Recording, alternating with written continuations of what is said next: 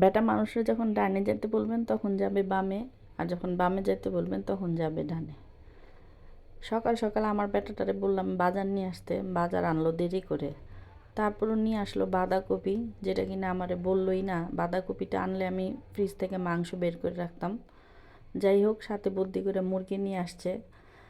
আর মুরগি হলেও চলবে বাঁধাকপির সাথে, তাই বাঁধাকপির সাথে আজকে মুরগি রান্না করলাম। আসসালামু আলাইকুম। মুরগিটাকে আমি আগে ভালো করে কুটে ধুয়ে নিয়েছি ভালো করে। আর ফার্মের মুরগি ভালো করে না ধুইলে গন্ধ থাকে, খাওয়া যায় না। মুরগিটাকে পেঁয়াজ কুচির সাথে ভালো করে তেলের সাথে ভেজে নিয়েছি, যাতে মুরগিটা ভালো লাগে খেতে। এটা আমি সব সময় করি। তারপরে একটু গোটা গরম মশলা দিয়ে আবার একটু হালকা ভেজে, যাতে ফ্লেভারটা ভালো হয়। তার মধ্যে গুঁড়া মশলা, হলুদ গুঁড়া, মরিচ গুঁড়া, ধনিয়া গুঁড়া, আদা রসুন বাটা, একটু গরম মশলা বাটা দিয়ে একটু ভালো করে কষিয়ে নেব। কষানো হয়ে গেলে তারপরে এর মধ্যে বাঁধাকপি একদম মিহি করে কুচি কুচি করে কেটে রেখেছিলাম ধুয়ে, সেটা আমি দুইভাবে দিয়ে দিব।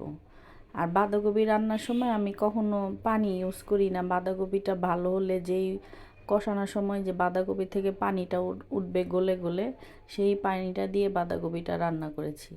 বাঁধাকপিটা রান্না কষানো হয়ে গেলে তার মধ্যে কিছু টমেটো আর কাঁচামরিচ কুচি দিয়ে আবার একটু ঢাকনা ঢেকে কষিয়ে নিয়েছি। এখানে আঁচটা মিডিয়াম আঁচে দিয়ে দিয়েছি, বেশি হাই হিটে দেওয়া যাবে না।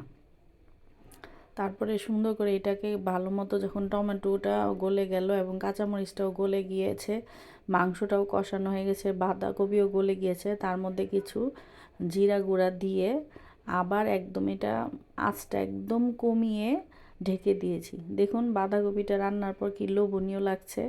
আর আমি আজকে বাঁধাকপি মুরগিটা তেমন ঝাল দিয়ে রান্না করিনি। বাসায় মোটামুটি সবাই অসুস্থ, মুখে ঘা খেতে পারে না, তাই হালকা ঝাল করেই রান্না করেছি।